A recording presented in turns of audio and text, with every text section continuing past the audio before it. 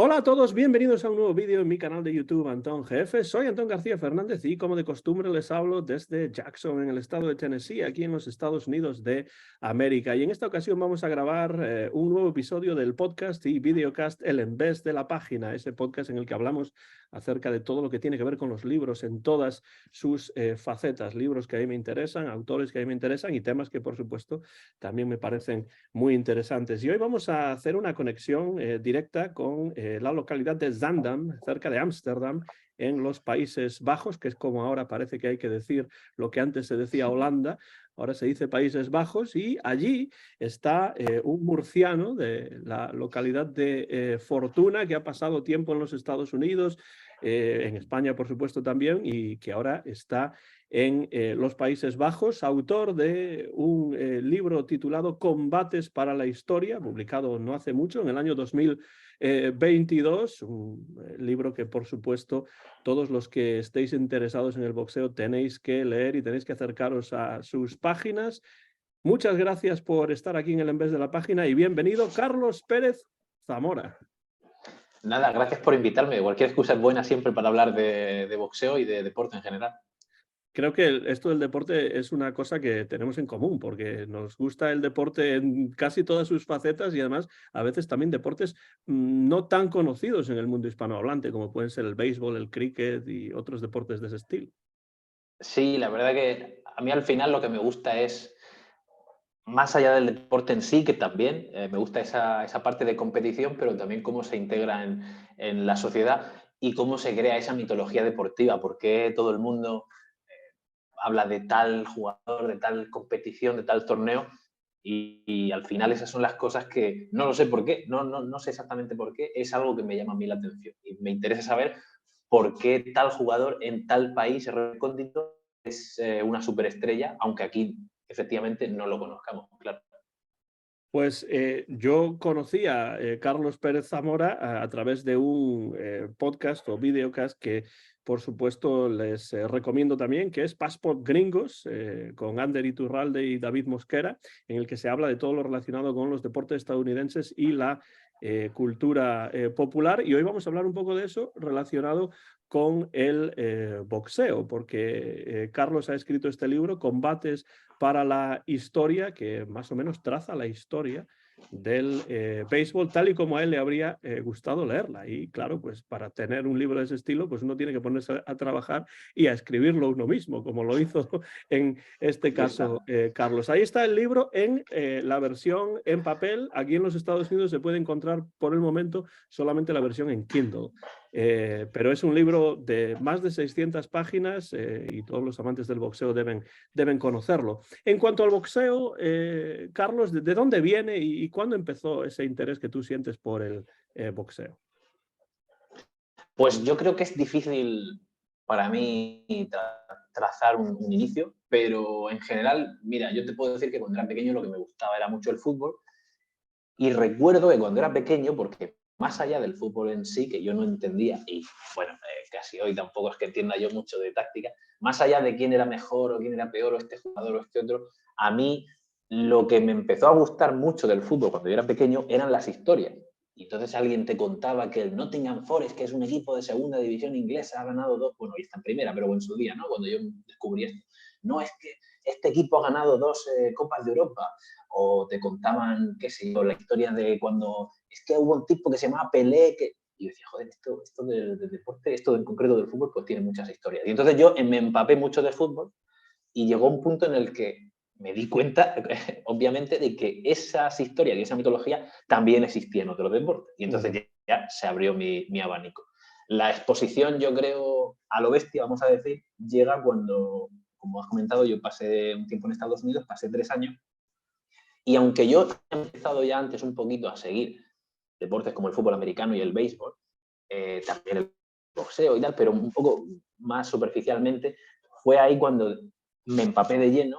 Además, yo trabajaba en un periódico escribiendo de deporte, y fue a partir de ahí cuando dije, bueno, un momento, la historia del boxeo, sobre todo que en España ha sido siempre un deporte con cierta tradición, no así el béisbol, por ejemplo, el fútbol americano, pues uno como que me choqué con la realidad de decir, un momento, esto tiene también mucha mitología y la misma que he ido encontrando en otros deportes, ¿no? Esa sed de buscar héroes y mitos, pues también la puedo encontrar en el boxeo. Y así empezó. Luego, por azares de la vida, empecé también un poco a practicarlo y la verdad que encontré también esa satisfacción de decir, oye, mira, ya sé, es una tontería lo que voy a decir, porque obviamente yo no me puedo comparar con ningún boxeador profesional o con ningún boxeador que se lo tome medianamente en serio. Yo he sido siempre un middundi.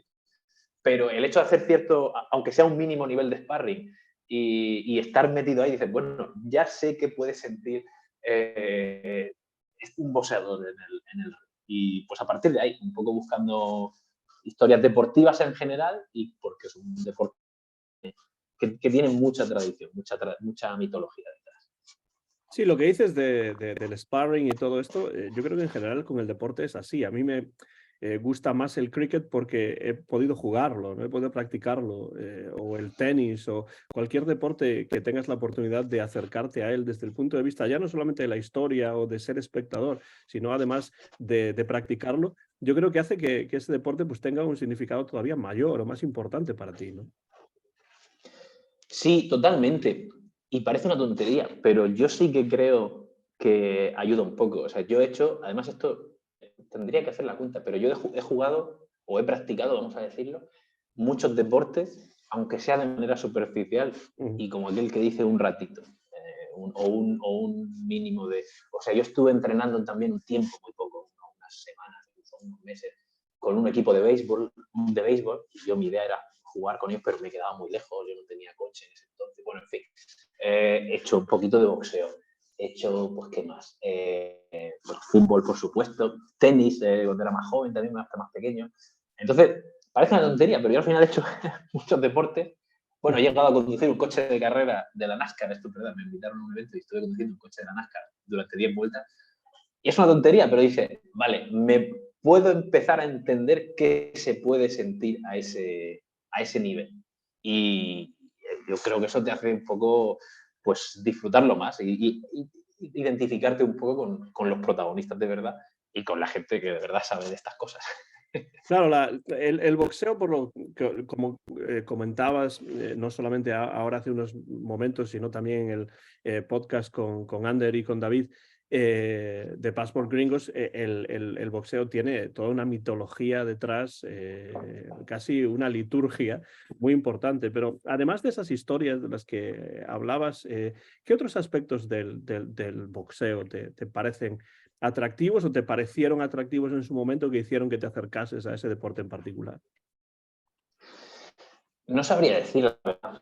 Yo creo que hay una parte que sí mucho y es que creo que tiene un componente artístico Ujú. que al fin y al cabo eso se puede apreciar en todos los deportes, pero aquí sí que tiene un componente de verdad que es como expresión máxima del deporte.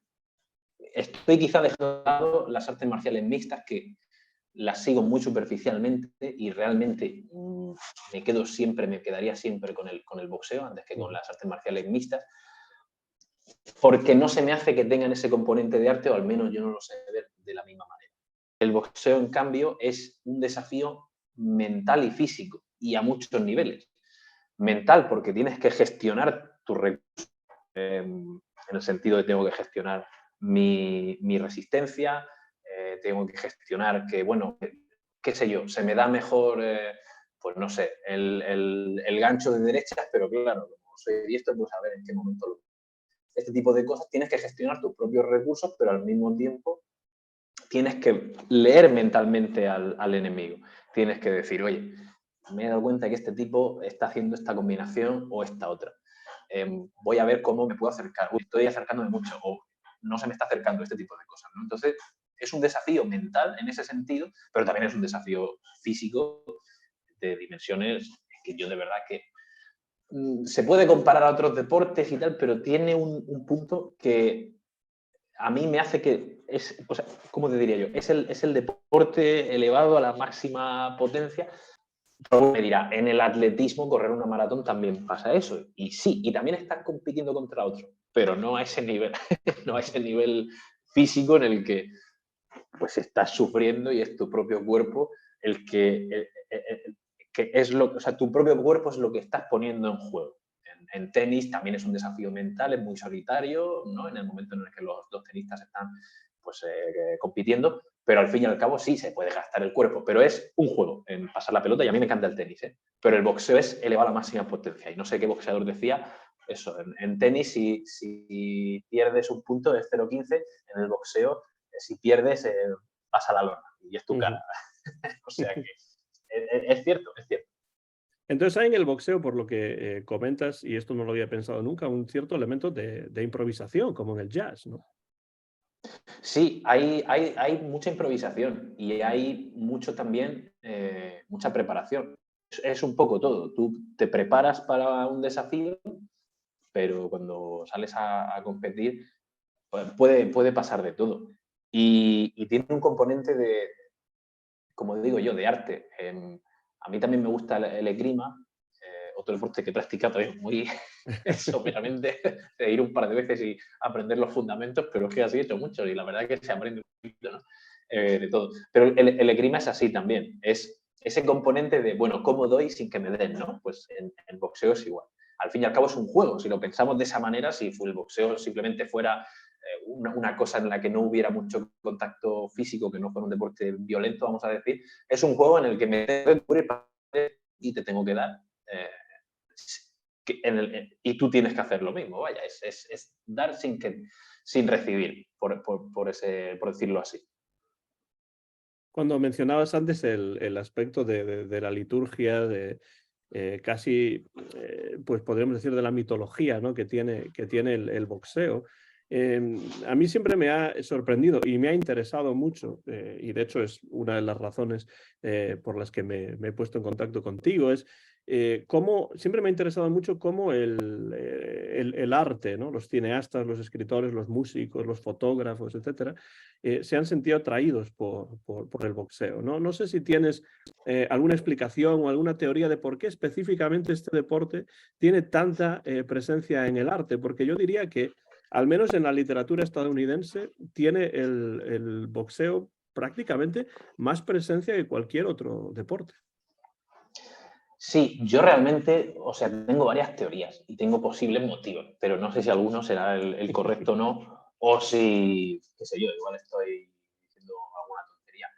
Yo pienso que tiene un poco que ver todo con la sociedad en la que nace el boxeo que hoy conocemos, porque el boxeo es tan antiguo como la misma humanidad, y de hecho en la Ilíada, creo que también en la Odisea y en la Eneida, pero eso no los he leído, pero sí he leído la Ilíada, y en un momento dado se organizan unos juegos funerarios en honor a la muerte de Patroclo, el amigo de Aquiles, no recuerdo.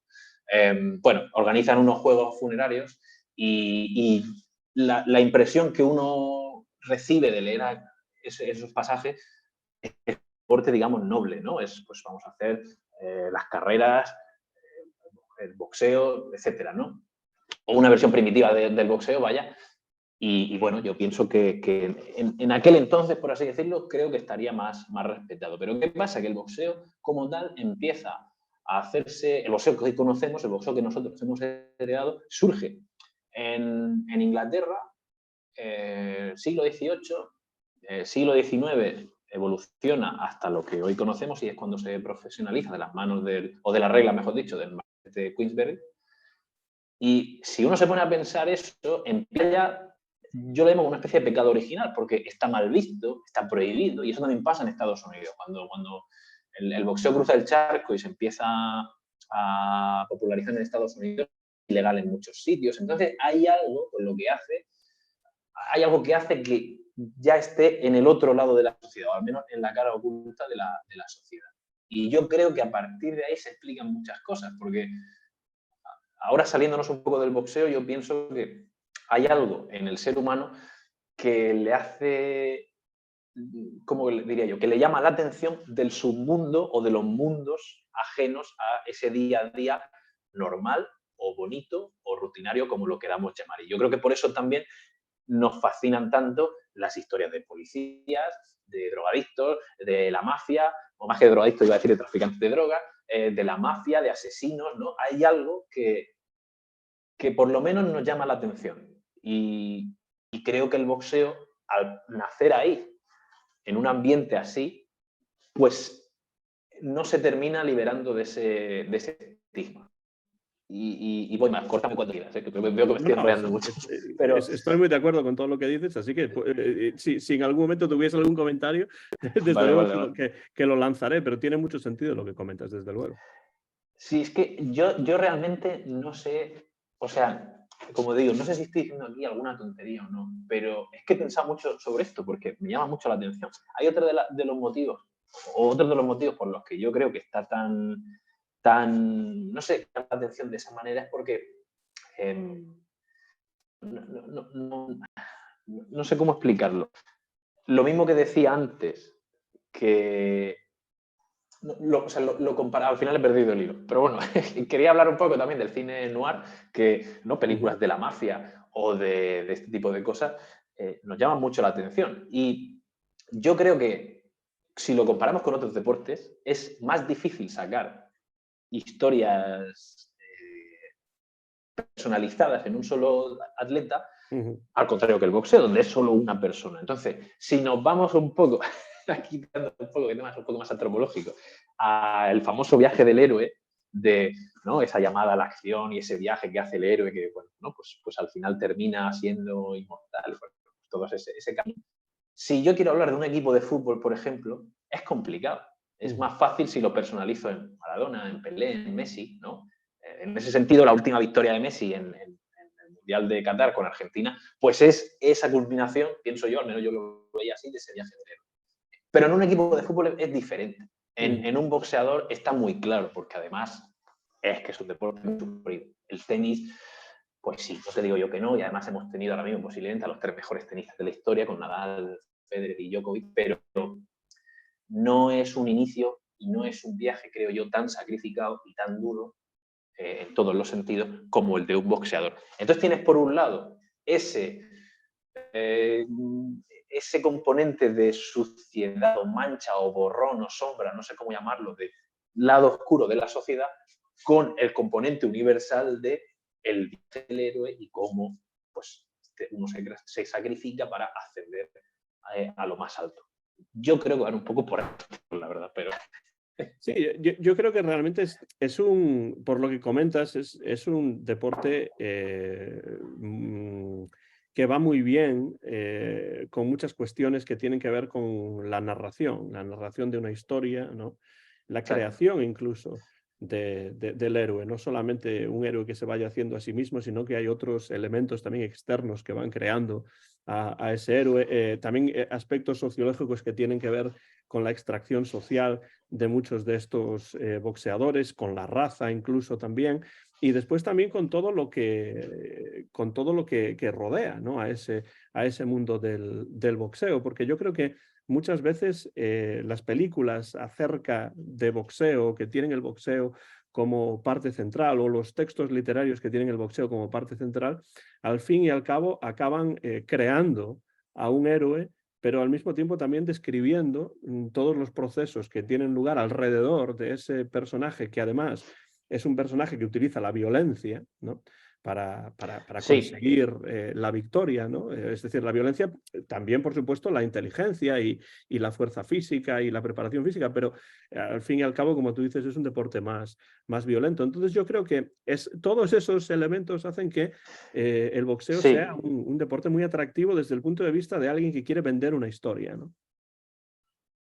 Sí, quizá el tema de la violencia, lo estaba pensando antes también, quizá el tema de la violencia es el elemento diferencial, porque uno al final se pone a ver un partido de fútbol o a jugar o a ver un partido de tenis o prácticamente cualquier deporte y uno puede pensar, bueno, es que si yo entreno, pues puedo llegar a ese nivel. O sea, es cuestión de entrenamiento y también talento y tal, pero uno sí que siente esa cercanía. Ahora, no todo el mundo es capaz de subirse al ring, por mucho que esté capacitado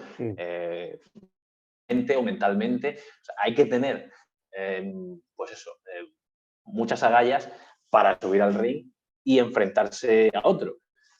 Igual simplemente tu único, como diría yo, tu única reserva es simplemente hacerle daño a otro. O sea, yo no me quiero subir porque es que le estoy haciendo daño a otra persona, por ejemplo. O lo más común, creo yo, que no quieres que te hagan daño a ti, claro.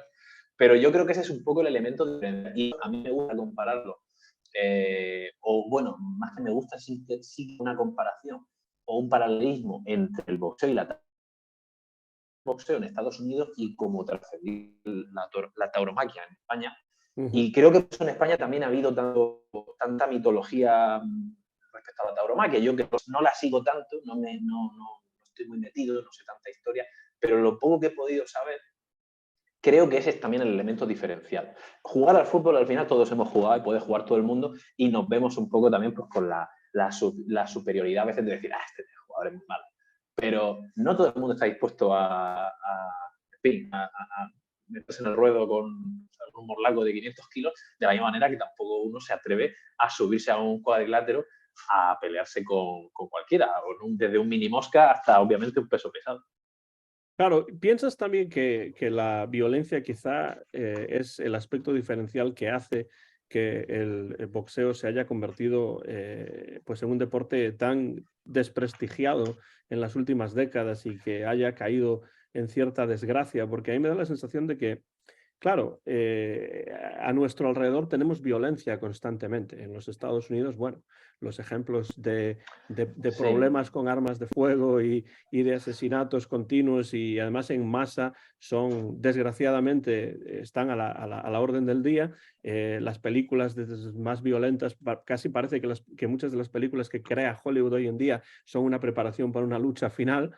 Al menos los blockbusters, ¿no? Que las películas más vistas aquí en los Estados Unidos siguen esa estructura, pero el boxeo se ha convertido en un deporte que tiene una cierta mancha negra y que a los periodistas de ciertos medios les gusta hablar de boxeo solamente cuando hay alguna desgracia, ¿no? Parece como que es un deporte, en cierto modo, proscrito quizás sea demasiado exagerado, pero sí es un deporte que ha caído en una cierta desgracia, o quizá tengo yo esa impresión.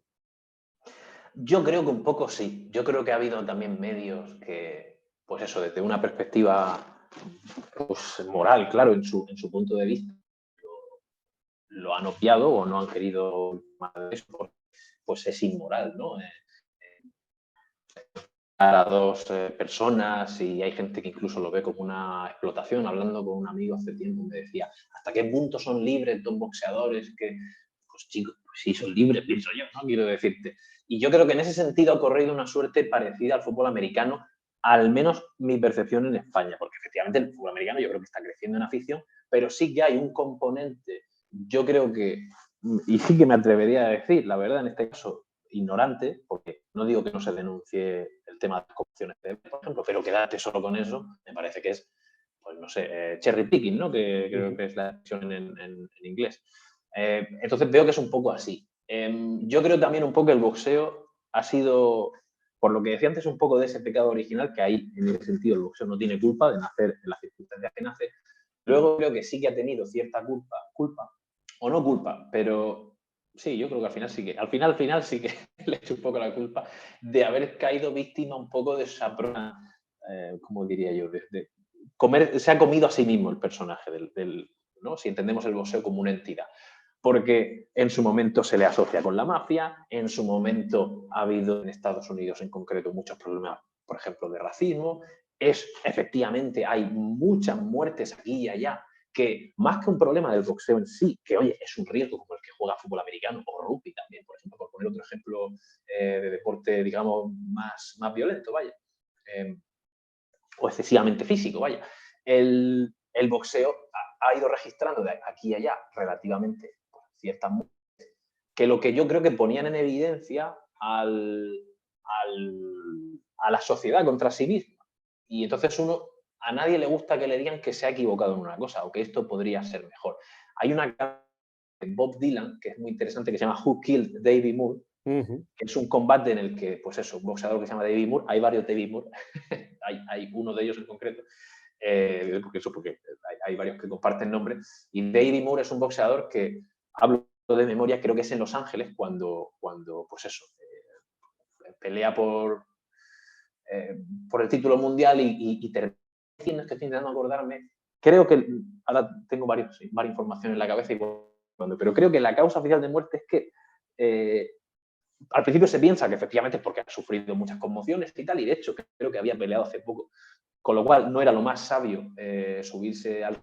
Pero creo que la muerte oficial es al golpearse el cuello o la parte posterior de la cabeza contra una de las cuerdas. Entonces, a raíz de eso, bueno, se van mejorando y tal. Esto es una constante, que vayan muriendo boxeadores o vayan sufriendo lesiones graves y al final digan, oye, quizás es buena idea tener una ambulancia. Esto pasa también en los años 90. Oye, es que no hay ninguna ambulancia aquí. O, oye, quizás es buena idea cambiar el material con el que está hecha las cuerdas.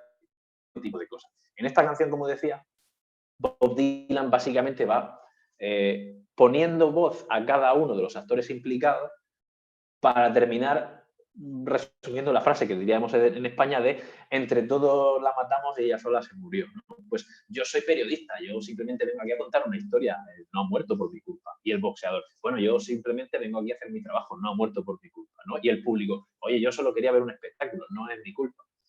Y al final, yo creo que ese tipo de cosas a uno, o a la sociedad en su conjunto, le terminan sabiendo mal. Y entonces dice, pues no quiero más, no quiero tener que enfrentarme a estas situaciones.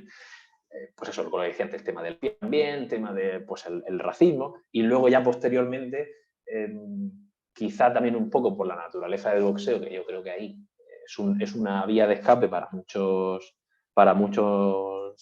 jóvenes, pues eso, con aspiración. Es la historia más contada también, sobre todo en Estados Unidos, joven con infancia difícil y que sale de la pobreza y termina siendo campeón. Muchos de esas personas terminan también acabando de manera, pues, que no terminan de la mejor manera. Esa caída, y yo creo que también es un poco lo que se quiere evitar o lo que la sociedad no quiere ver. Y ya por último, lo que decía antes, que se ha vendido un poco a sí mismo el boxeo. Parece que, y yo estoy muy a favor también del espectáculo y de los juegos artificiales en, no sé, en las entradas y mesas, ¿no?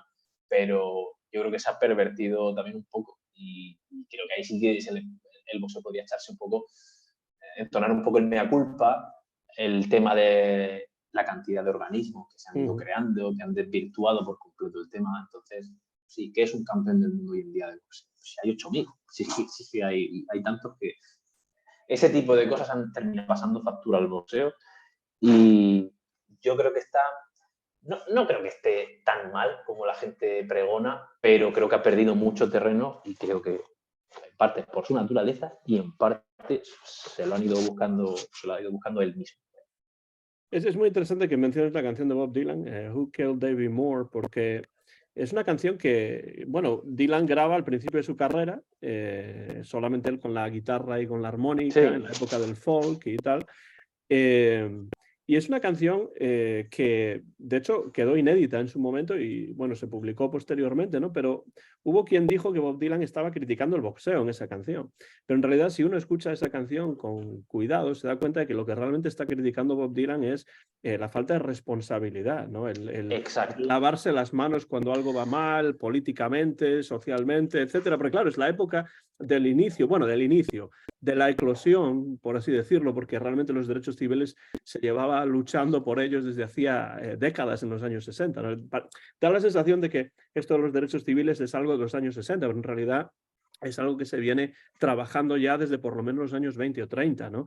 Sí. Por decirlo así, ¿no? Entonces yo creo que Bob Dylan lo que hace en esa canción es, porque había quien decía, bueno, es que a Bob Dylan no le gusta el boxeo, está criticando el boxeo. Yo creo No, a él le gusta mucho el boxeo. Como vehículo, porque en realidad a él le gusta el boxeo y le gusta... bueno, posteriormente grabaría la canción Hurricane en el disco Desire sobre Huracán Carter, bueno, ese tipo de cosas, ¿no? Pero quiero decir que Bob Dylan siempre hace ese tipo de cosas, no da una respuesta exactamente, ¿no? Cuando dice la respuesta está flotando en el viento, esto significa que uno tiene que decidir cuál es la respuesta, no te la va a decir él, ¿no? Y me parece interesante porque da la sensación de que critica el boxeo y critica a los boxeadores y critica el deporte, pero en realidad está criticando toda una actitud social, ¿no? Sí, totalmente, totalmente. Y yo creo que eso es al final por lo que mucha gente dice, bueno, pues no me quiero enfrentar a esto, no lo podemos ahorrar, porque también entiendo que haya mucha gente que diga, ¿qué necesidad, ¿no? Tenemos como sociedad de pues eso, de ver a personas, ya digo, la perspectiva de algunos, puede decir, bueno, es que están sufriendo, ¿no? O es que se están exponiendo a un daño, porque no tendría por qué ser así. Pues ya, sí, pero oye, yo creo que todo el mundo es relativamente consciente. Por supuesto que hay personajes, ¿eh? Hay personajillos que terminan pues, permitiendo un poco el boxeo, pero así es la sociedad, pienso yo, y así es el deporte. O sea, el deporte es un reflejo de la sociedad, de tal manera que la política también es un reflejo de la sociedad y son que se van retroalimentando.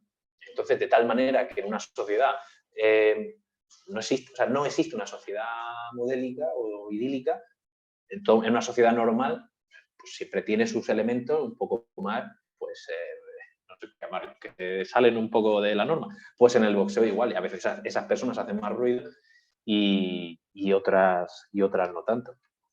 ¿Piensas que el boxeo en esta lucha en pro de los derechos civiles en los años 60 y antes de los años 60, ya que estábamos hablando de ese tema Sí, relacionado con la canción de Bob Dylan, ¿piensas que el boxeo jugó un papel importante en esa lucha? Es decir, ¿se puede leer o estudiar parte de esa lucha por los derechos civiles en los Estados Unidos y en otras partes del mundo a través del boxeo? Es decir, ¿cómo lees tú o cómo interpretas tú el aspecto racial del boxeo, especialmente aquí en los Estados Unidos? sí, yo creo que definitivamente, incluso más allá, más atrás. En otros países quizá no tanto, pero en Estados Unidos, el que ha llevado este deporte al siguiente nivel, porque sí, la verdad es que esto es así. Hoy es un deporte mucho más internacional, la verdad, pero de la misma manera que se inventaron ellos la Serie Mundial y bueno, el béisbol ha tenido cierto calado en algunos países más que en otros, pues el boxeo sí que ha terminado expandiéndose muchísimo, ¿no? O el baloncesto, por ejemplo, también es un deporte que hoy es muy internacional, mucho más que el béisbol, por ejemplo.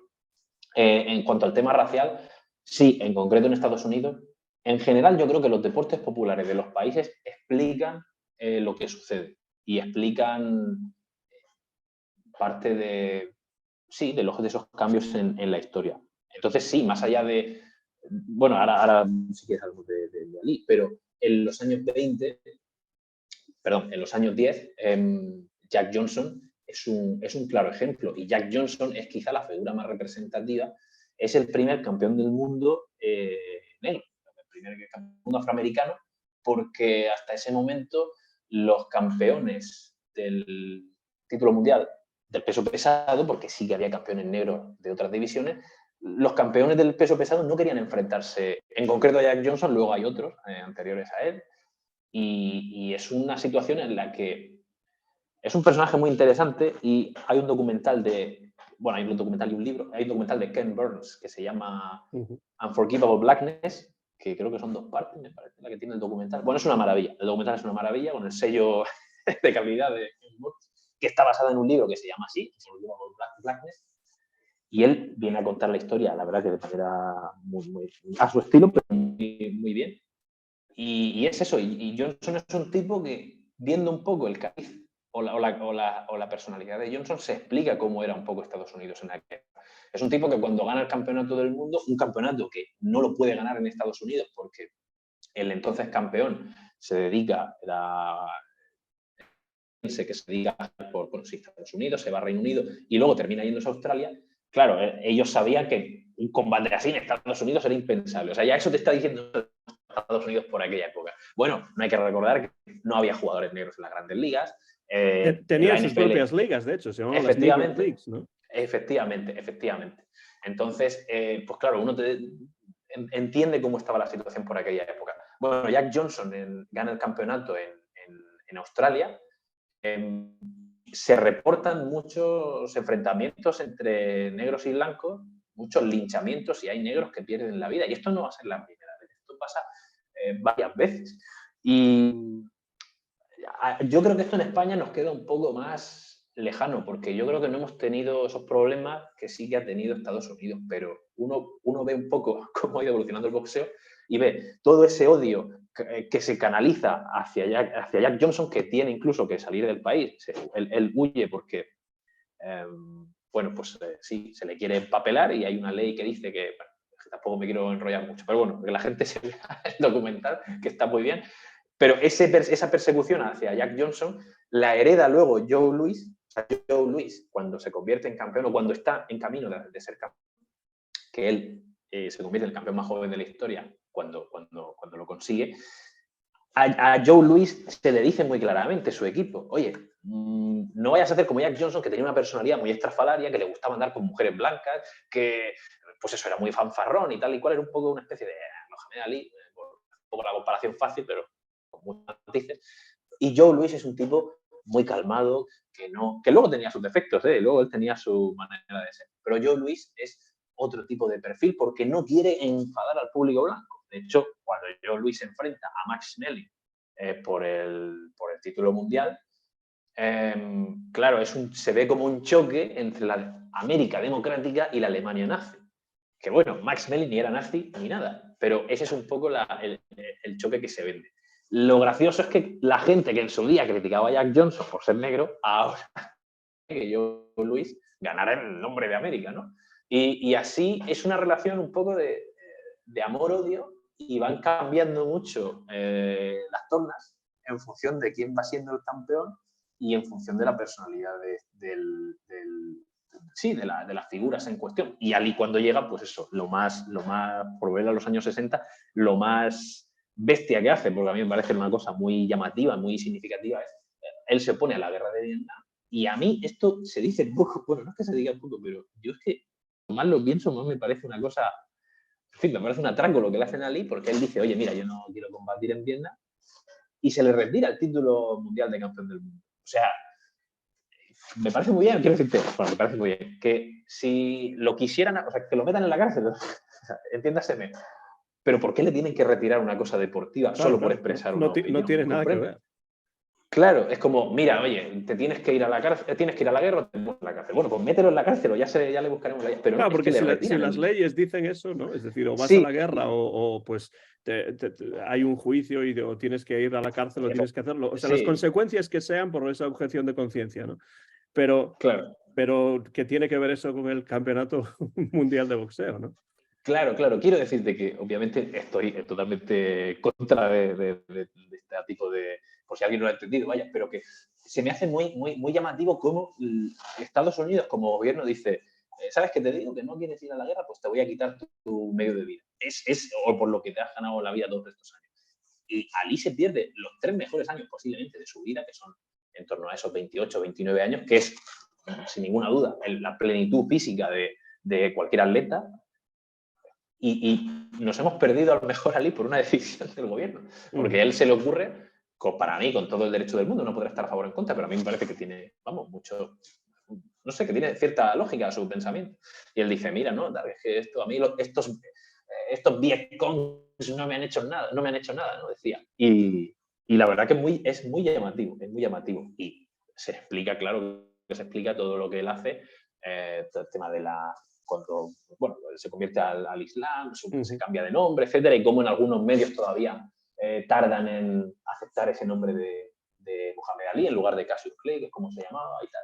Y es muy llamativo y luego, con el paso de los años, pues ya esto va a quedar simplemente como una anécdota y ya el color de piel no se va a ver reflejado de ninguna manera, vaya.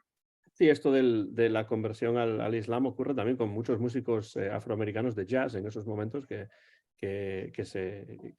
abrazan la fe islámica y se cambian de nombre también y bueno, pues también pasaron por sus problemas debido a eso. Yo creo que lo que ocurrió con Ali solamente se puede comprender, que no justificar, pero sí Sí, comprender en el contexto de polarización total que existía en esos momentos entre esos dos bloques soviético y estadounidense y que realmente llevó a ambos gobiernos y bueno, al estadounidense también, evidentemente, esta situación política global a tomar decisiones realmente lamentables e incomprensibles desde un punto de vista lógico, claro. sí, y por salirnos de Estados Unidos, uno se pone a ver dónde se han celebrado algunas de las peleas más importantes del mundo. Bueno, en realidad, durante toda la historia, vaya, no solo esa época, pero porque hoy en día también pasa, ahora explicaré lo que quiero decir. de repente uno empieza a ver por qué Ali y Foreman se enfrentan en Zaire, en lo que hizo el Congo. ¿Por qué En Kinshasa, ¿no?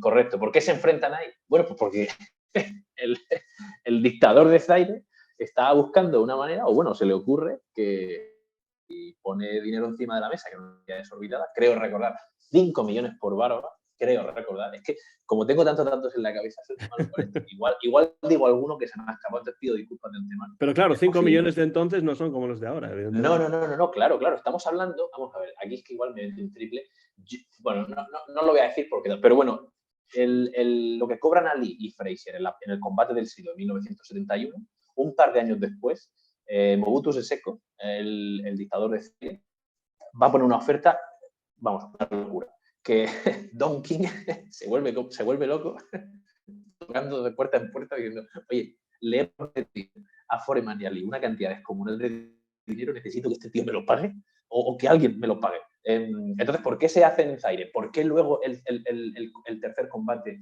entre Ali y Fraser se produce en Filipinas? 3/4 de lo mismo. Que por aquel entonces, ahora no tengo la fecha controlada, también se celebra un campeonato mundial de ajedrez en Filipinas. ¿Por qué hoy, en los últimos años, ya pleno siglo XXI, justo antes de la pandemia y ahora también, muchas peleas importantes se están celebrando en Arabia Saudí, lo que es el Mundial de Qatar, por ejemplo? Quiero decir, este tipo, o por qué en los años 80 pega la explosión Las Vegas como epicentro del boxeo. Pues uno, simplemente viendo dónde se están celebrando las peleas más importantes, puede entender por qué y puede entender qué estaba sucediendo en la sociedad de ese momento. Vaya, es una de las cosas que a mí me gusta mucho y lo que me llevó un poco también a escribir el libro, vaya, porque yo recuerdo preguntarle a mi padre, por ejemplo, por el 12-1 a Malta. Y yo no lo viví, pero es algo como que, joder, pues todo el mundo se acuerda, ¿no?, de aquella época. Y a mi abuelo le preguntaba de Di Stéfano. Pues yo imagino que, pues, si algún día tengo hijos o nietos, me preguntarán por Messi y Ronaldo, qué es lo que han visto. Entonces, todo eso se puede, digamos, empaquetar en cierto deporte, compartimentar. En el deporte, pues en los años 60 todo el mundo hablaba de que Cassius Clay era, pues es un bocazas, pero en los años 70 que Cassius Clay, bueno, mejor dicho, Muhammad Ali, es que era el mejor de la historia. Y cómo el zeitgeist, por llamarlo así, o cómo esa mitología se va construyendo combate a combate o década a década, en este caso, vaya. Claro, y es que yo he visto fotos de Muhammad Ali pues con todo tipo de personajes, desde los Beatles hasta Bing Crosby, o sea, que era un tipo que a pesar de todo, pues ejercía una atracción en gente de diversas extracciones sociales y de diversas ideas políticas, porque uno no puede comparar, por ejemplo, a un republicano más conservador como Crosby, pues con unos tipos de clase trabajadora de Liverpool, ¿no? Sí, correcto. Sí, tal cual.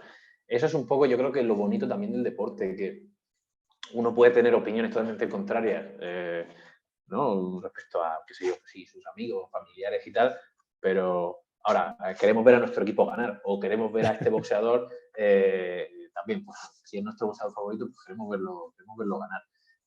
Sobre todo también cuando se mezcla un poco la cuestión nacional y tal. Entonces, es muy interesante y al final esos son los momentos que quedan en el subconsciente colectivo y también individual. O sea, hoy se nos quedan ya un poco lejanos, claro, pero la verdad que ahora lo estoy mencionando mucho, pero bueno, es que es así. En el libro menciono muchos de estos combates que, pues eso, que tienen una trascendencia también por lo que sucede, no tanto fuera del ring, sino alrededor.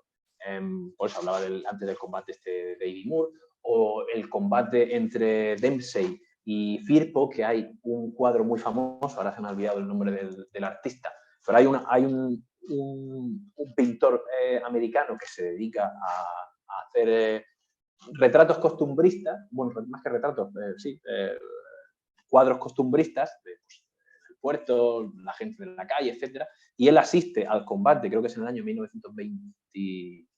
Mira, no lo voy a decir porque Claro, me voy a esa es equivocar. la época del realismo y del, o sea, Sí, del realismo y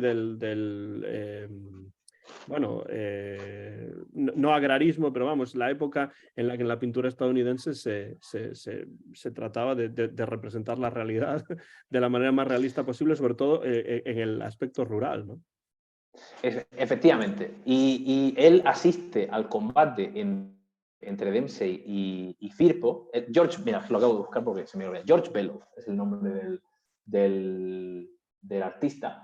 Y él asiste al combate entre Jack Dempsey y Luis Ángel Firpo, que es una carnicería. Y él retrata, es un cuadro muy poderoso, la verdad, cuando uno lo ve, porque Jack Dempsey consigue echar fuera del ring a Luis Ángel Firpo, que es un boxeador argentino, que cae sobre la mesa de los periodistas y claro, eso es una imagen que impacta mucho, porque luego los periodistas se lo quitan un poco de encima. Hay alguien que dice que lo ayudan y por tanto es ilegal y entonces eso no debería haber sucedido. Pero bueno, es un combate que, claro, a este Bellow le llama mucho la atención. Y él refleja digamos, lo que percibe esa sociedad. Es decir, es que Dempsey ha mandado fuera del ring a Luis Ángel Firpo, que era también un boxeador que tenía una aura de pues eso, de ser un pugil sanguinario, vaya, lo llamaban el toro salvaje de las pampas, el apellido que pasa un poco a conocerse allí. Y claro, sí, también era un tipo que, vamos, de armas tomar. Entonces ese cuadro que él lo pinta y es muy, la verdad que es muy bonito, a mí me gusta mucho, pues indica que, no solo porque lo diga, no solo porque esté reflejado en el cuadro, sino porque uno consulta los medios de la época, y esa escena queda grabada en el subconsciente de la gente. O el combate también de la cuenta larga. Bueno, por volver al cine, que al final Cinderella Man, la historia de Cinderella Man, de Jim Prado, como siendo tampoco él el mejor boxeador de la historia, ni muchísimo menos, pues por una serie de carambolas, vaya, tiene la oportunidad de ganar el título y, oye, y lo gana. Pues ese tipo de cosas al final quedan en el subconsciente de la misma manera, como decía antes, que en el subconsciente de la gente que veía el fútbol en los años 80, pues quedó el 12-1. Yo creo que van un poco también por ahí los tiros. Bueno, además algunos de estos combates, como los que comentabas antes, el Rumble in the Jungle, por ejemplo, ¿no? Sí. Realmente acabaron siendo más que combates de boxeo, acabaron siendo prácticamente espectáculos visuales y espectáculos incluso sociales que iban más allá del deporte, como se puede ver en pues, las imágenes de la época, en varios documentales que se han hecho sobre ese tipo de combates. Uno tiene la sensación, sin saber mucho exactamente del tema, de que ese tipo de combates de estilo Rumble in the Jungle ya no existen, ¿no? ¿Esto es cierto o es una apreciación equivocada? Y si es cierto, ¿qué le ha pasado al boxeo para que pues, un combate como ese, por ejemplo, o muchos otros, pues el de Dempsey que comentabas, los de Muhammad Ali, etcétera, pues ya no tengan el seguimiento a nivel popular que en esa época sí que había, ¿no? Es una buena pregunta. Yo, honestamente, lo primero que me viene a la cabeza es el caos de las asociaciones. Porque yo, incluso investigando para mi libro, que repito que yo la idea que tenía era un poco contar las cosas minuto a minuto, pero en ese sentido, combate a combate. O sea, aunque luego haya pasado la historia, yo qué sé, tal boxeador como que no era tan importante, si en su día tenía un combate muy esperado, la gente lo ve con mucho interés. O sea, aunque luego, lo mismo pasa en el fútbol, vaya, aunque luego tal partido pues no cumpla las expectativas, que esté todo el mundo pensando en ese combate y los medios no paren de hablar de otra cosa, pues llama mucho la atención. Te pongo un ejemplo, por ejemplo, que la gente lo va a entender, yo creo que es muy fácil. Cuando España juega la final del Mundial 2010, claro, es la locura total. Es que yo recuerdo además esa semana ver los informativos de televisión y no se hablaba de otra cosa. Tú dices, no. Claro, yo Era vivía en junio, Memphis julio. en aquellos momentos y por supuesto no se Claro, hablaba en absoluto del tema. claro, pues en España, aunque luego España hubiera perdido la final, si uno tuviera que reflejar realmente cómo se vivió esa final contra Holanda, hasta el minuto 1 de partido, España era una locura hablando de fútbol. Es que no había noticias, es que de verdad que me acuerdo de esto. Sí que hubo, obviamente, y había alguna cosilla y tal, pero la sensación que yo tenía era, empieza el informativo, más que con mi familia lo veíamos a las 3 de la tarde, empieza el informativo, España va a jugar la final del Mundial en unos días, y yo decía, joder, y así, y hablaban todo el Mundial, y luego cuando empezaban los deportes a las 3:30, seguían con el Mundial. O sea, lo Entonces, fagocitaba todo, ¿no? Era lo más claro, importante. claro. Entonces, si uno tuviera un alienígena o una persona del año 2100 tuviera que hacer un estudio sobre los partidos de fútbol más importantes o más seguidos de España en 2010, aunque España hubiera perdido, yo creo que ese entusiasmo previo respecto a ciertos combates es lo que termina decidiendo, bueno, no decidiendo, pero sí que define un poco lo que va a suceder. Obviamente, la historia la escriben los vencedores y si se pierde, pues queda un poco, ¿no? Encubierto ahí. Pero bueno, la gente se acordará del fallo de Arconada en la final de la Eurocopa contra Francia, por ejemplo, que pierde.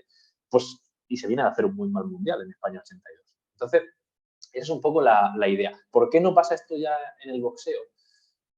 Yo creo que es por el tema de las asociaciones. Antiguamente, al existir directamente ninguna asociación, o luego una y luego dos, que más o menos pues yo creo que es algo relativamente sostenible, hoy en día las asociaciones se lo han cargado. Y al no tener tampoco los boxeadores, como diría yo, al tener, mejor dicho, esa capacidad de decisión, con la cual estoy muy de acuerdo, pero al final si un boxeador, por ejemplo, como Mayweather, que ha sido quizá el más famoso, por lo menos entre mi círculo de familiares, amigos, el boxeador más famoso del siglo XXI, yo te diría que es Floyd Mayweather, además es probablemente el que más dinero haya ganado. Se le pueden achacar muchas cosas. El tipo está convencido de que va a pasar a la historia porque ha ganado 50 combates y no ha perdido ninguno. No sé si son ahora 51 o 50. Pero yo creo que el tiempo le va a terminar poniendo en su sitio porque a Pacquiao, por ejemplo, se enfrenta muy tarde y esa sensación no te la puedes quitar de encima. Se vendió aquello como el combate del siglo, con gente que yo conozco que no saben ni de qué color es un guante de boxeo, ni qué forma tiene, ni nada. Es como, oye, el combate entre Mayweather y Pacquiao, y sí, bueno, sí, vamos a verlo. El que más o menos está un poco enterado, no hace falta tampoco que yo me la dé de erudito, o sea, a poco que lo siguieras el boxeo, todo el mundo sabía que decía, todo el mundo podía decir, bueno, este combate tendría que haber sucedido hace un par de años cuando los dos estaban en su apogeo. Pero es que eso pasa también con Canelo y Golovkin, por ejemplo, que es una trilogía, son dos boxeadores que en su día para mí también eran mis favoritos, y tardan un poco en enfrentarse. Y maldita sea, ahora con Anthony Joshua y Tyson Fury, que podrían haberse enfrentado y hubiera sido ese combate significativo del siglo XXI, más creo yo que el de Mayweather y Pacquiao, aunque no sé si hubiera sido igual de lucrativo, pero yo pienso que sí tenía capacidad para hacerlo. Pero es que no se enfrentan. Y es un poco culpa de los propios boxeadores que van jugando con sus activos, que en este caso son sus títulos, su palmarés, su capacidad económica. Ellos juegan un poco con las armas de las que disponen, pero también las asociaciones, porque cuando de verdad, imagínate, podían haberse enfrentado Tyson Fury y Anthony Joshua, dice la organización cual sea, no, Tyson Fury, claro, te tienes que enfrentar a este otro tipo.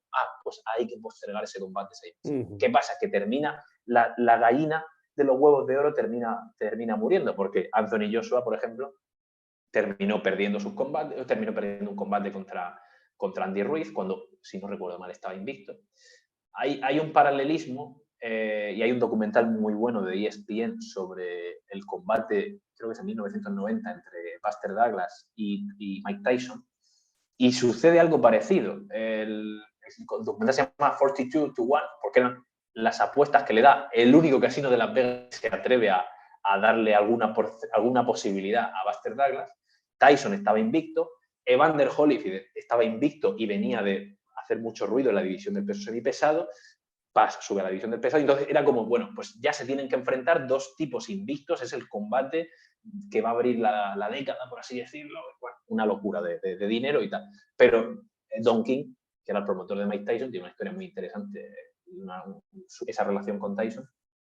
Lo que termina haciendo es emparejar a Tyson, que estaba ya bastante tocado bueno, psicológicamente con sus circunstancias, lo empareja con un boxeador que era, entre comillas, un don nadie, hijo del boxeador, llevaba tiempo y tal, pero bueno, era un tipo que es un don nadie, Buster Douglas, y sucede lo impensable, que es que Douglas le gana. Hay un poco de polémica y tal, pero claro, el combate posterior entre Tyson y Holyfield, imagínate que lo hubieran querido montar, porque luego es Buster Douglas el que se enfrenta a Evander Holyfield, ese combate ya hubiera perdido cierto caché, que hubiera sido muy bueno igualmente, pero entonces yo creo que este tipo de cosas son las que están matando al boxeo. Y por la derecha llega la UFC, las artes marciales mixtas, pero en concreto la UFC, que dice, eres el número 1, tú eres el número 2, pues vale, os toca enfrentar. Es lo que, además, lo que demanda el público. En el boxeo no pasa eso. Y ese yo creo es uno de los grandes problemas, vaya, de todo este asunto. Bueno, hemos mencionado tu libro, Combates para la Historia, que se publicó hace unos meses a finales del año 2022, que se puede encontrar tanto en versión digital como en versión, como dice un amigo mío, vegetal, o sea, en papel. Y es un libro titulado, como digo, Combates para la Historia, y me gustaría hablar un poco sobre el libro, cómo, por qué surgió el proyecto de escribir esta obra, que además es una obra que es una obra importante porque tiene más de 600 páginas y es una obra muy detallada desde el punto de vista del contenido y de lo que se cuenta ahí acerca de la historia y el desarrollo del boxeo. Ya digo que se titula Combates para la Historia, de Carlos Pérez Zamora, y pues me gustaría saber cómo fue el proceso de escribir esto, por qué decidiste ponerte a escribir sobre boxeo y cómo fue Sí. esa experiencia. 540 tiene, no llega a 600, o Bueno. sea que le hemos ahorrado yo había visto el número quizá del Kindle Puede ser. aquí en la Claro. página web de Amazon Estados Unidos y quizá es que en la versión de Kindle tiene más páginas que... Entonces, Sí. bueno, no llega a las 600, pero sí pasa de las 500. Pero lo importante es el contenido, no solamente la longitud del libro. No, si lo que quiero decir es que al que haya dicho, madre mía, qué largo, te acabo de ahorrar 60 páginas. O sea que a lo mejor en una versión revisada acabará llegando a 600 páginas. Sí, fuera coña. Mi idea es en 2029 o 2030, mejor dicho, sacar una década más. Bueno, la idea es un poco esa, lo cuento un poco en el prólogo, que de hecho es curioso porque se me ocurrió, en verdad, iba a una cena de empresa y estaba, o sea, ¿no? de mi trabajo, y estaba pusieron un autobús y pues yo me subí al autobús, salí uno de los últimos, total que estaba el autobús medio vacío. Y yo estaba consultando cosas del combate entre Ali y Frazier de 1971, del combate del siglo que tiene lugar en el Madison Square Garden. Y yo me acuerdo que, claro, obviamente pues conozco un poco la historia de los boxeadores y tal, pero yo decía, esto es un caos, macho. O sea, ¿por qué Foreman se menciona Foreman? ¿Por qué estamos hablando de Jerry Quarry? ¿Por qué? Porque básicamente. Y entonces decía, bueno, pues nada, como hago con casi todo, voy a ver si me compro un libro que me lo explique. Y entonces empecé a investigar y entonces empecé a ver que no estaba el libro que yo quería, que de la misma manera que sí que hay de otros deportes, de pe a pa, ¿no? Esto es el inicio del fútbol hasta hoy, o la historia de los mundiales de fútbol, no había algo así. Hay cosas, por ejemplo, hay libros de, pues eso, los campeones mundiales del peso pesado. Hay otros que son recopilaciones, que tengo aquí algunos, la verdad, que están bastante bien, pero a mí, o hay biografías, y el problema que yo tenía es que veía que había mucho salto. O por lo menos, llámame tiquismiqui, yo también tengo un problema, y es que cuando quiero leer un cómic, una serie o algo, tengo que empezar por el principio. Y luego llego a la temporada 3 y ya me he aburrido. Pero a mí me pasa igual, desde luego. No me gusta empezar en medias res. Claro, entonces yo digo, no, tengo que saber todo el contexto. Y esto, pues me he ido un poco, domesticando con el pasar de los años o haciéndome la vida más fácil, pero al principio decía, no, tengo que todo desde el principio. Entonces dije, bueno, voy a comprarme ese libro, ¿no? Y no lo encontré. Entonces dije, o lo que veía no me terminaba de convencer. Hay uno, bueno, que tengo también de Nat Fleischer, que tiene varios, y que es el fundador de la famosa revista The Ring, que ha sido conocida como la Biblia del boxeo. Y lo que hace él es eso. Por ejemplo, tengo uno que está muy bien porque tiene fotografías muy chulas, pero va en función del peso. Y en la vida real es que la vida no va así. O sea, es que yo me pongo a ver boxeo este año y hoy estoy prestando atención en mayo a un combate de peso pesado, pero en julio, sí, en agosto, septiembre más bien, estoy prestando atención a otro, en diciembre otro, en octubre. No sigue una estructura lógica como sí que en el fútbol tenemos. Sabemos que la final de la Champions es el último gran partido de la temporada en Europa. O hay un calendario, ¿no? Que puede ser. Claro. Entonces yo dije, pues lo único que se me ocurre es escribirlo, porque además es historia, no me tengo que inventar nada, simplemente es cuestión de encontrar material y más o menos, como me lo había imaginado, no es que fuera a escribir, pues eso, páginas y páginas sobre todos los combates. En algunos simplemente les dedico un párrafo, en otros una paginita o dos o tres como mucho, y ya está, y me lo ventilo fácil. Entonces es un libro que yo creo que es útil para iniciados que no tienen ni idea, porque lo tienes todo, y también para, bueno, pues expertos que quieran consultarlo de vez en cuando, o yo qué sé, incluso que quieran saber algún detalle que en España, como tampoco hay mucha literatura de boxeo, sobre todo a este nivel así histórico, o tan universal como lo he intentado yo compilar, pues bueno, pues pienso que es una obra que, bueno, que estará mejor o peor escrita, pero pienso que por lo menos el índice es útil. Entonces, lo que me dediqué a hacer es las peleas más importantes de cada año, desde 1892 hasta 2019, hasta la pandemia en España, que además se termina ese decenio de 2010 a 2019, y en algunos años menciono un combate nada más, en otros menciono 2 o 3 o 4 como mucho, y esa es un poco la idea, porque es así como interpreto yo que el aficionado casual sigue el boxeo. El aficionado hardcore está todos los días o todas las semanas pendiente de algo porque siempre hay algo, pero el aficionado más casual, pues sí,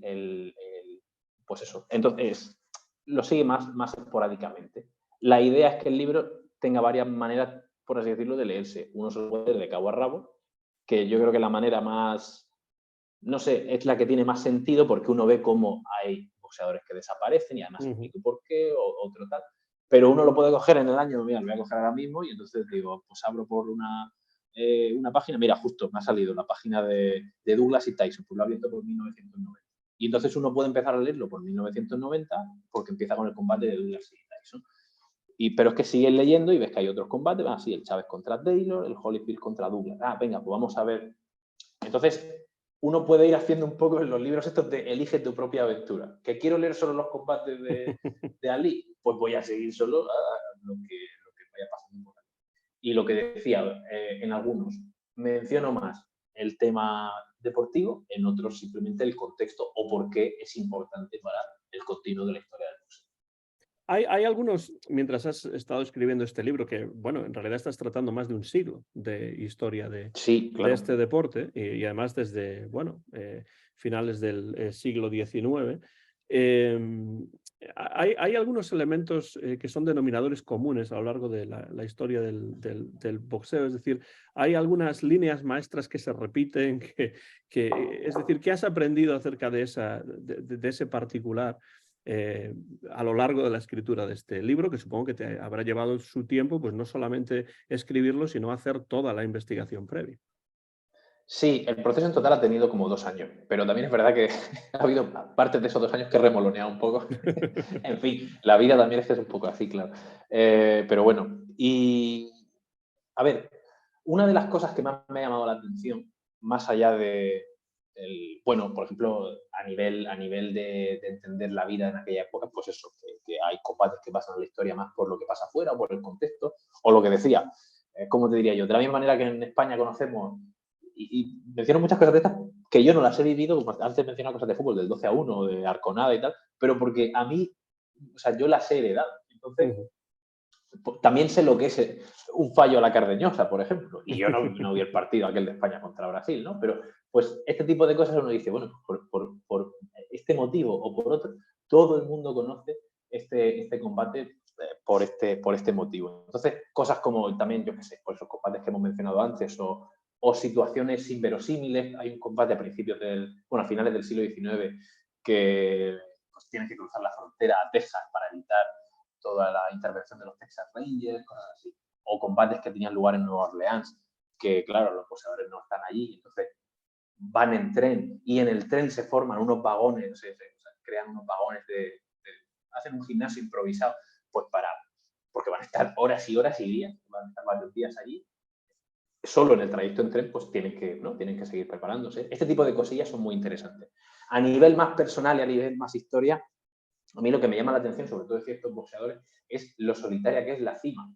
Eh, Hay biografías bueno, he ojeado muchas biografías, en concreto algunas que me llamaron la atención, como son las de Foreman, las de Patterson, Frazier y la de Larry Holmes también me llamó mucho la atención, porque es gente que trabaja toda su vida para conseguir el objetivo de llegar a la cima del campeonato del mundo, y cuando llegan uno dice, ya deberían estar todos mis problemas resueltos.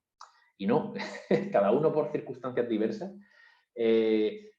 Hay una cierta frustración, hay una cierta insatisfacción, que no es porque necesiten más competitividad, porque competitivamente uno se llega y el siguiente objetivo es mantenerse, ¿no? Pero es una, no sé si llamarlo soledad o frustración, que me parece muy significativa, que esta gente que es millonaria, bueno, unos más que otros y tal, pero que gente que podría decir, bueno, ya has cumplido lo que tenías que hacer en tu vida, ya eres campeón del mundo, has entrado en la historia, se encuentran muchos fantasmas también arriba. Y claro, cada uno lo cuenta por sí mismo, pero yo viendo desde fuera la biografía de todos, sobre todo de esta gente, digo, joder, claro, es que, o sea, me lo tomo yo también como aprendizaje. Digo, es que no puedes pretender, ¿no?, llegar a eso, a la cima y pensar que ya está todo resuelto. Y me sorprende su sorpresa ante eso. Y de tal manera cómo se repite ese patrón, por diversos motivos, claro. No, yo creo que ese es uno de los atractivos, ¿no? Desde el punto de vista artístico, desde el punto de vista literario, cinematográfico, incluso fotográfico, etcétera, del boxeo, que en cierto modo también es algo que acerca al boxeo al jazz. A mí me gusta mucho el jazz y creo que hay bastantes líneas de conexión entre una cosa y otra, ¿no? Quizá pues por la extracción de los músicos y los boxeadores, también puede haber cuestiones raciales. Y después también está esa idea de que realmente pues un importante músico de jazz o un importante boxeador se convierte realmente en una figura que va más allá de lo que hace, ¿no? O sea,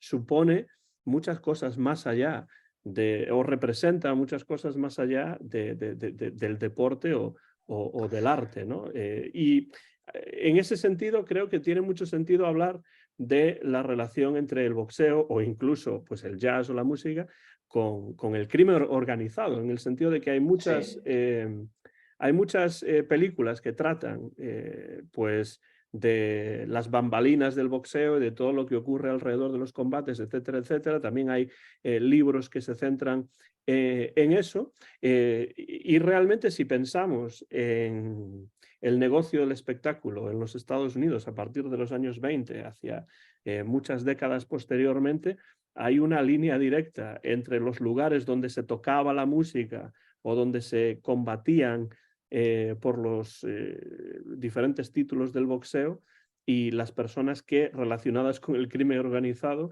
controlaban esos espacios, ¿no? Entonces, creo que no es casualidad que el cine negro tenga una obsesión con el boxeo mucho más que con, pues, por ejemplo, el béisbol o cualquier otra cosa, y que en muchas películas clásicas también de cine negro, pues la música, el jazz en particular, pues tenga su presencia también. ¿Cómo ves esa relación entre, pues no sé, el cine negro, la mafia, el crimen organizado y todo lo que tiene que ver con el boxeo? No sé si eso es algo que tocas también en el libro, si es algo que te interesa personalmente. sí, lo toco y mira, me gustaría la verdad que, pues esto, al final uno tenía que, yo tenía que organizarme mi tiempo, vaya, no podía, pero es una de las cosas que más me llamaron la atención, la verdad, y sobre todo, pues lo que decíamos antes, cómo se va relacionando con lo que va sucediendo en la vida real. De tal manera que, por ejemplo, se prohíbe, bueno, termina la época de la ley seca y entonces, claro, los mafiosos se quedan sin trabajo. Quiero decirte, los mafiosos que se dedicaban a traficar con alcohol se dan cuenta de que como el alcohol es legal, ya no pueden Claro, el contrabandear dinero alcohol. fácil se les escapa, claro. Claro, te dicen, bueno, ¿y ahora qué hacemos? Entonces, pues algunos de ellos tienen la genialidad de meterse en el mundo del boxeo. Yo creo que porque es un objetivo también relativamente fácil. O sea, la mafia siempre ha estado metida de alguna manera en el deporte, ya sea para sacar dinero o ya sea para ganar dinero. O sea, para sacar un beneficio económico a través de la propia competición o a través de las apuestas. Y aquí yo creo que es un caramelito dulce, honestamente, porque sobre todo cuando ves el perfil de algunos de los mejores boxeadores que llegaron a la cima, que estuvieron de alguna manera influenciados o dirigidos por la mafia, es que fueron sus auténticos salvadores. Eh, ahora no recuerdo cuál de los dos, si es Charles o Joe Walcott, uno de los dos estuvo muy apadrinado por un mafioso. Primo Carnera también, básicamente la mafia lo lleva, en fin, le dirige su carrera hacia el campeonato, que lo gana, digamos, con toda legalidad, pero le esquilmaron hasta el último centavo, por ejemplo. Entonces, yo creo que también es relativamente fácil, pues eso, manejar la carrera de un solo boxeador. En otros deportes es más difícil, no sé si más difícil, pero el tema de meterse de por medio es más difícil, porque Ujú. si, quiero decirte, si tú quieres mañana un partido de fútbol, ¿Cómo lo haces? Más complicado. Pues puedes, pues sí, puedes sobornar al árbitro, pero el árbitro tiene 2 linieres también, por ejemplo. Y los jugadores se pueden empeñar en, oye, en marcar 7 goles. ¿No? O sea, no puedes tampoco. Hasta cierto punto es muy complicado. Pero yo creo que en el boxeo es relativamente fácil. Y luego lo que se ve con el paso de los años es que, y contra esto se opone mucho Custamato, que es el entrenador de Floyd Patterson, la mafia llega a un punto en el que se controla, o sea, establece una conexión muy fuerte entre la principal, por así decirlo, compañía que organiza combates por el título, el sindicato de entrenadores, los boxeadores principales, y de esta manera no tiene ni que amañar combates, simplemente emparejando a un boxeador con otro en la taquilla, el dinero de la taquilla, de los derechos de televisión, etcétera, etcétera, van a sacar rédito económico. Contra esto se va a poner mucho Cruz D'Amato y, por ejemplo, pensando en eso, en boxeadores que tienen vínculos con la mafia durante esa época, pues Sonny Liston también, yo al final lo veo más una víctima. Vamos, una víctima, a ver, cada uno es libre de hacer también lo que quiere, pero él pues tiene una infancia difícil, empieza trabajando como medio gángster, termina en la cárcel, descubre el boxeo, sale y sigue trabajando un poco como mafiosillo, como gángster así, matón, y al final pues es quien lo va conectando. Toro Salvaje, que es una película que yo creo que habrá visto mucha gente, él luego lo dice, y yo sí que toco estos temas en el libro, aunque sea en algunos momentos de pasada, pero en concreto el combate que él tiene contra Fox, yo hablo muy poco del combate y pongo directamente sus declaraciones en un juicio posterior en el que él reconoce abiertamente que se dejó ganar. Bueno, no, realmente no es que se dejara ganar, pero sí, él realmente además tuvo un problema con el brazo, entonces él vio una oportunidad y dice, mira, tengo una lesión de brazo, es el mejor momento para, pues eso, Claro, dejarme no ganar. hizo por ganar. Claro, dijo, voy a aprovechar la oportunidad porque la mafia me está diciendo que si quiero pelear por el campeonato del mundo me tengo que hacer lo que ellos digan. Entonces, bueno, pues venga, yo peleo contra Fox, tengo el brazo jodido, no voy a decirle nada a nadie. Y luego al final, bueno, pues se ponen a investigar un poco el asunto y dicen, oye, que es que no has dicho toda la verdad respecto a tu lesión. Luego se supo, años después, en un juicio, que efectivamente estaba optado. Pero él lo dice, yo es que yo hice lo que tenía que hacer, no, sabe que él no se arrepiente. Entonces, es curioso. El tema también de Sonny Liston, por ejemplo, él muere en circunstancias un poco misteriosas, que es lo que le termina de dar al personaje. Me da pena él como persona, pero el personaje termina de ser ya redondo, porque no se sabe qué día nació y tampoco se sabe qué día murió, porque se lo encontró su mujer en su casa de La Pega, no sabía si iba un día muerto o 3 o lo que fuera. Y había jeringuillas, pero la escena del crimen estaba muy, vamos a decir eso, alterada o contaminada. Pues, ¿cómo murió Sonny Liston? Pues no se sabe, nunca se lleva a esclarecer. Pues es que la historia de novela negra, vamos, de cine noir, lo tienes ahí en bandeja, la verdad. Sí, bueno, por ejemplo, eso me recuerda a la de veces que en relación con Frank Sinatra se habla de su relación con la mafia, ¿no?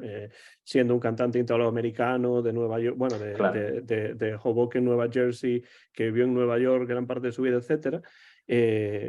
Claro, además de que, por cierto, el padre de Sinatra había sido boxeador y bastante malo, por cierto, Sí.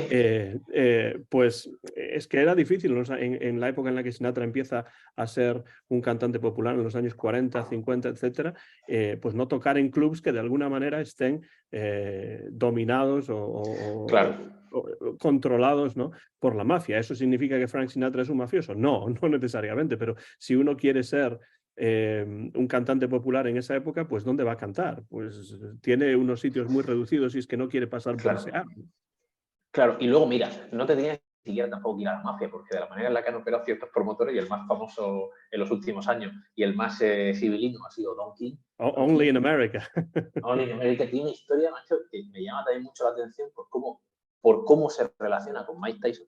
Pero Don King es un tipo que lo condenan en su día, antes de hacerse promotor, por asesinato, y sale de la cárcel y termina por una serie de carambolas conociendo a Muhammad Ali, organiza aquella, o se encarga, vamos, de poner en marcha la organización aquella del combate en la jungla de Ali Foreman, y bueno, el tipo termina escalando o haciendo amigos o contactos donde los tiene que hacer, y él mismo también se aprovecha de la inocencia y de la, ¿cómo te diría yo?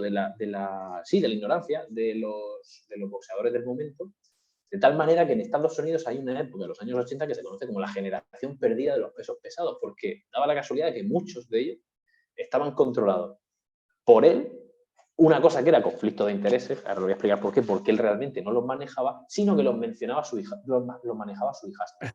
Entonces, claro, él llegaba y decía, bueno, voy a poner aquí, y pues eso, y él hacía un poco más o menos lo mismo, emparejaba a los boxeadores que él consideraba, porque el dinero se lo iba a llevar. Él no tenía que amañar combates ni nada, pero era un principio realmente, si uno lo piensa, mafioso.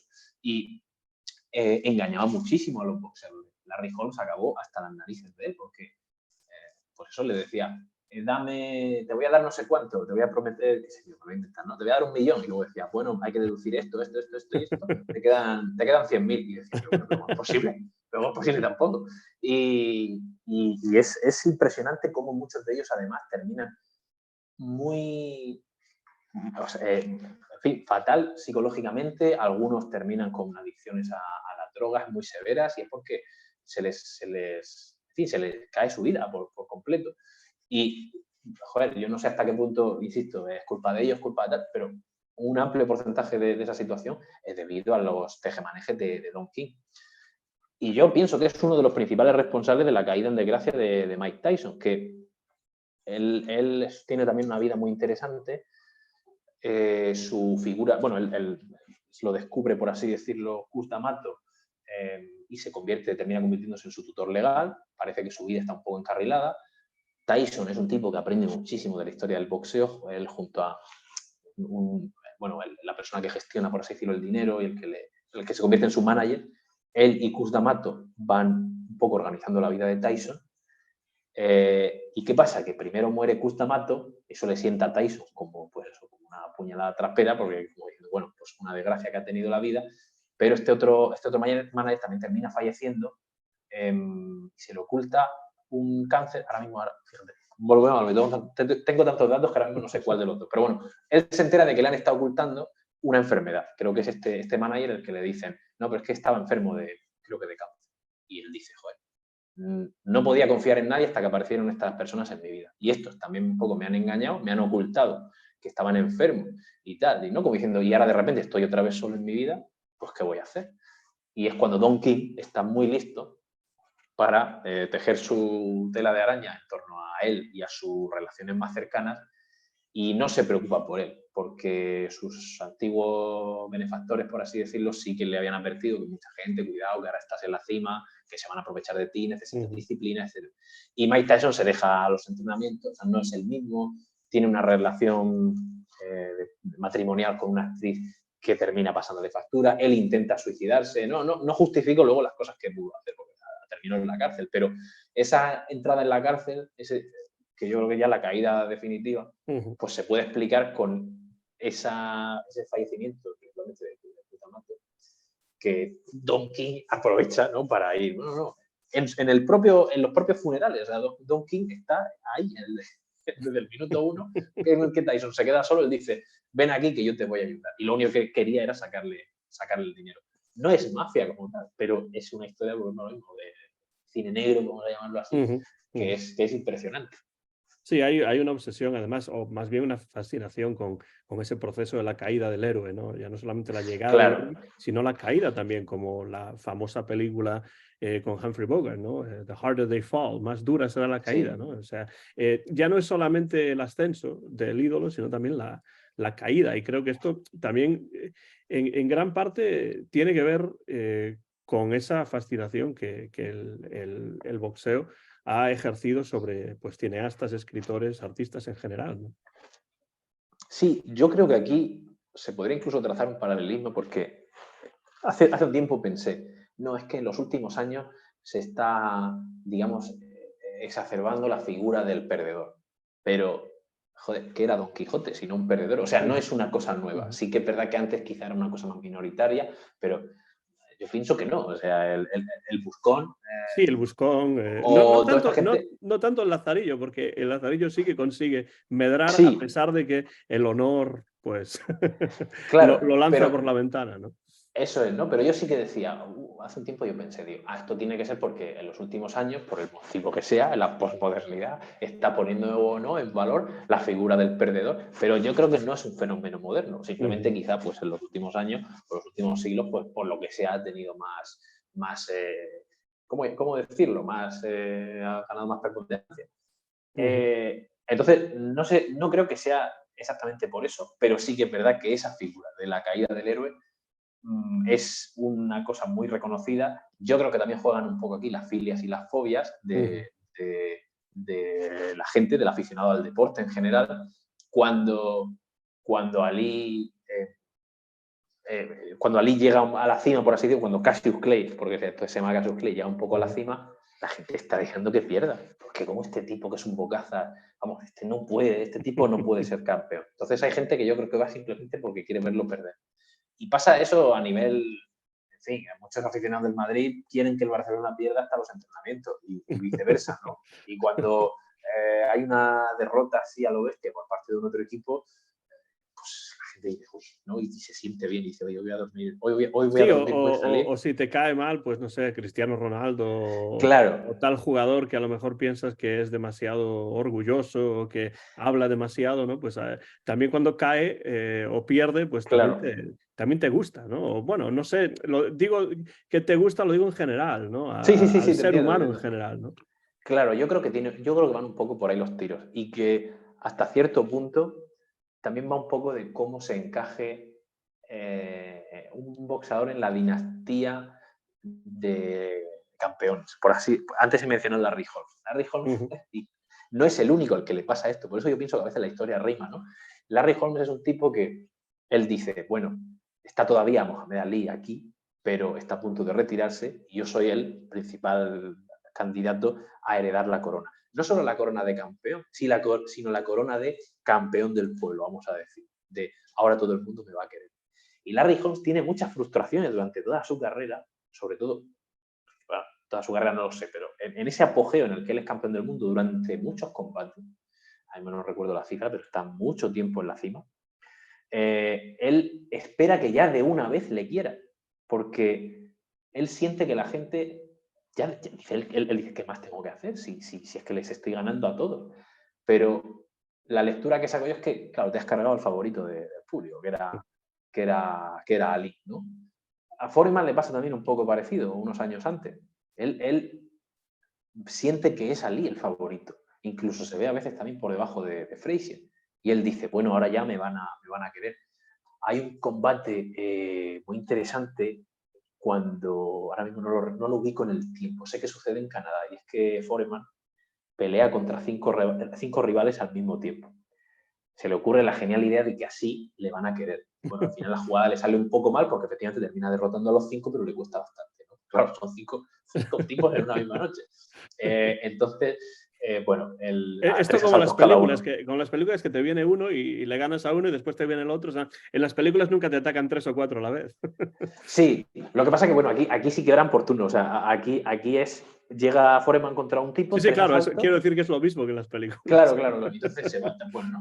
Y él lo hace, y eso lo cuenta en su biografía también, para luego al final Foreman, pues digamos que expió su, o cómo decirlo, exorcizó sus demonios, vamos a decirlo así, y hoy en día es un tipo como entrañable. Pero en su día él lo cuenta que estaba muy cabreado con el mundo. Él quería, vamos, no recuerdo ahora a qué rival se enfrenta, que él dice, estoy tan harto que mi objetivo era matarlo. O sea, literalmente el tipo lo piensa, lo cuenta en su autobiografía, es que yo iba con la intención de matarlo. Obviamente no lo consiguió, pero que él siente esa ira, porque dice, ¿qué más tengo que hacer? Sonny Liston es otro que también cuando es campeón del mundo se ve que no pertenece a ningún sitio, porque él está vinculado con la mafia, la gente no le quiere. Encima quizá alguno puede decir que bueno, cierto racismo y tal, se ve fuera de lugar.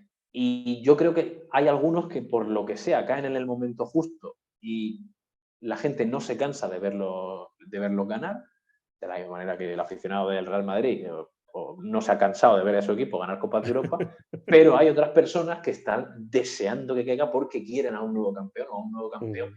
que le guste más a ellos. Y así se explica un poco, yo pienso, esta ida y venida de popularidad, que tiene con muchos boxeadores, unos para bien y otros para Y mal. también se puede explicar eso que antes comentabas de lonely at the top, ¿no? De la idea de que cuando llegan a la cima, pues la cima no les satisface lo suficiente, porque a boxeadores como esos, pues les falta también el cariño o el calor del público, si no los reconocen de la manera que ellos quisieran. No quiero decir que esto ocurra en todos los casos, pero sí en el caso de Claro, algunos de estos ejemplos que has puesto, ¿no?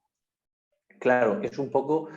eh, sí, esa es un poco la lectura. Que la gente... Y al final uno también se... me hace gracia cómo buscan una cosa tan primaria como es el cariño del público, que en muchos casos lo tendrían. Pero lo que... No sé, yo a veces yo tengo también sentimientos encontrados respecto a la autoridad que tiene la voz del público o la Ujú, crítica, pues si ujú. nos ponemos a hablar de música también. Porque yo, por ejemplo, aquí cuento también una cosa personal. Eh, creo que a mí me gusta mucho Jethro Tull y creo que es el disco de Zika Sabrik, o era el Aqualung. La verdad es que se me ha ido porque hace ya Bueno, Aqualung bastante que... es el del jorobado en la portada y Thick as a Brick es Sí, el sí, del sí. el El periódico, del ¿no? periódico. Ujú. Hay uno que no recuerdo cuál, es que ahora mismo no sé cuál es, macho. No sé, creo que es Aqualung, no lo sé. El caso, bueno, por no irme mucho por las ramas, hay un disco que Jethro Tull saca, y yo creo que es el Zika Sabrik, porque la crítica dice que lo que estaban haciendo hasta ahora era bacala. Y yo digo, la crítica me puede, vamos, a mí como aficionado, vamos, me puede, en fin, cantar misa. Para mí no tiene razón. Pero, joder, si ha espoleado a Jethro Tull, ¿no? A Ian Anderson y a su banda, de tal manera que se han sacado un discazo de la manga, pues oye, es que igual, Claro, ¿sabes lo que te pero la digo? pregunta ahí sería, ¿se habrían sacado el discazo de la manga de todas formas? Claro, efectivamente, esa A es lo un mejor poco la sería un historia. disco diferente, pero sería un discazo también, claro, ahí no lo Claro, podremos saber nunca. claro, esa es un poco la historia, ¿no? Pero entonces me hace gracia que muchos boxeadores en la cima, o músicos y tal, le den tanta importancia a esto y digan, Mm. joder, ¿por qué la gente tiene que criticar tanto lo que hago? Le pasa también mucho a Floyd Patterson, en cierto sentido con relativa razón, pero dicen, ¿y por qué?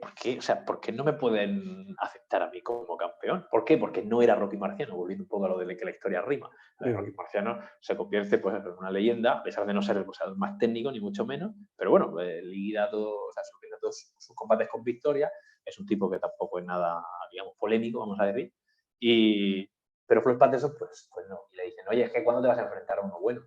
Que yo diría, macho, súbete tú, ¿no? Quiero decirte que es muy fácil hablar, pero claro, sí que tiene cierto sentido. Y al fin y al cabo la mitología también se construye así. Muchos años hemos escuchado que Messi le faltaba el Mundial, le faltaba el Mundial. Pues yo creo que a él en concreto no tengo ni idea, ¿eh? Pero igual a él no le ha afectado eso de esa manera, pero pues oye, quizás era un porcentaje más Mm. en esa motivación de tengo que conseguir el Mundial con Argentina para quitarme esa espinita, ¿no? Vamos a llamarlo así.